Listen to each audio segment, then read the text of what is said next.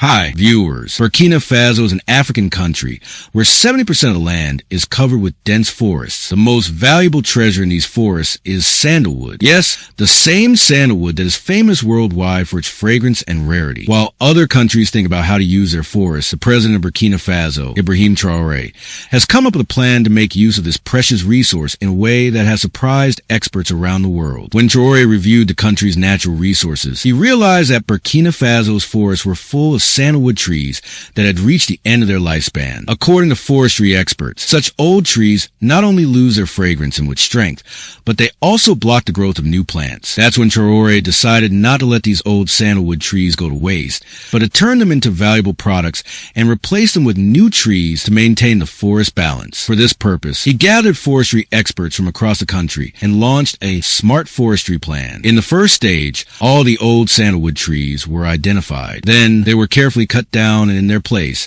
new saplings were planted. But these weren't ordinary saplings. They were grown from special seeds, given special fertilizer, and sprayed with nutrients, so that in just 3 to 4 months, they matured into strong trees. To put this into perspective, where it used to take a sandalwood tree a whole year to mature, it now happens in a quarter of that time. Friends, let me tell you, sandalwood is called white gold because its fragrance lasts for centuries, and the older it gets, the more valuable it becomes. Dubai, France, and other countries' perfume industries use sandalwood oil to create some of the most expensive perfumes. According to our research, high-quality sandalwood perfume can easily sell for $500 to $1,000. In addition to this, Ibrahim took a bold step in sandalwood exports that few African leaders have ever thought of, targeting the Indian market. India is the largest buyer of sandalwood in the world, and not just for fragrance or decoration, but because of an ancient tradition. In Hindu funeral rituals, instead of burying the deceased, the body is cremated on a wooden pyre. While ordinary wood is used for most people, sandalwood is reserved for the wealthy or socially prominent. One practical reason for this is that ordinary wood produces smoke and odor when burned, while sandalwood releases a fragrant aroma that fills the air. This is why sandalwood is considered so precious in India and is widely used in religious ceremonies. Ibrahim understood this reality and turned it into an economic opportunity. Given the abundance of sandalwood in Burkina Faso, he signed direct deals with major Indian buyers. And these weren't just raw wood supply deals. They were for high-quality, polished, cut, and packaged sandalwood, ready for sale without further processing. This raised the value of the wood, too, to 3 times compared to raw timber. In India, sandalwood demand remains high year-round and spikes several times higher during festivals. This created a steady, reliable stream of foreign income for Burkina Faso. To give you an idea, India burns about 500 tons of sandalwood every year just for cremations. That's enough to fill every park, road, and open space in a large city like Lahore's model town, or create a continuous sea of wood stretching from Calabar to Bandra in Mumbai. And it's not just funerals. Sandalwood oil is also heavily used in India's perfume industry and in temples for lighting ceremonial lamps. Taking advantage of this, Ibrahim doubled exports during peak demand months to maximize profit. Today, a major portion of Burkina Faso's sandalwood exports goes to India, and the revenue is directly reinvested into national development projects. This proves Ibrahim's point to the world.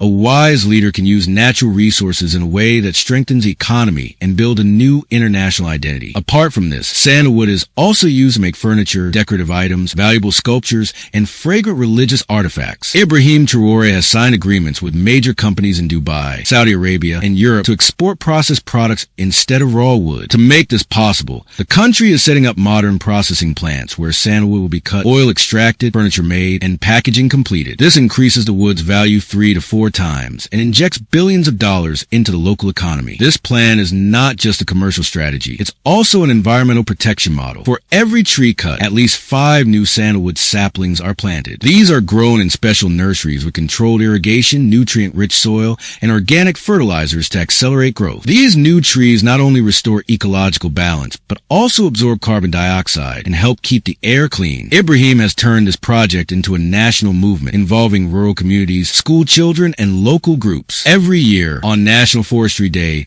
millions of trees are planted in a single day, creating a scene where it feels like the whole country is working together to build a greener future. The global sandalwood market is worth billions of dollars today, with most of it controlled by India, Australia, and a few other countries. Ibrahim's goal is for Burkina Faso to join this list in the next 5 years. Experts say that if this plan continues continue successfully, the country could become not just Africa's largest sandalwood exporter, but one of the top 5 suppliers in the world. This initiative brings double benefits for Burkina Faso, earning valuable foreign exchange from sandalwood exports while preserving natural resources. That's why global experts now see Ibrahim Traoré not just as a successful leader, but as a visionary and environmentally responsible statesman. In the end, one thing is clear. If a leader's vision and planning are right, natural resources can be used in a way that they don't deplete, but grow. And this is a lesson Ibrahim Traoré has given the world, that even an ordinary forest can become a gold mine if the intention and strategy are right. So viewers, what's your opinion on this plan? Do you think such a project should be started in our country as well? If yes, write yes in the comments and share this video as much as possible so it reaches the authorities. See you in the next video. Until then, goodbye.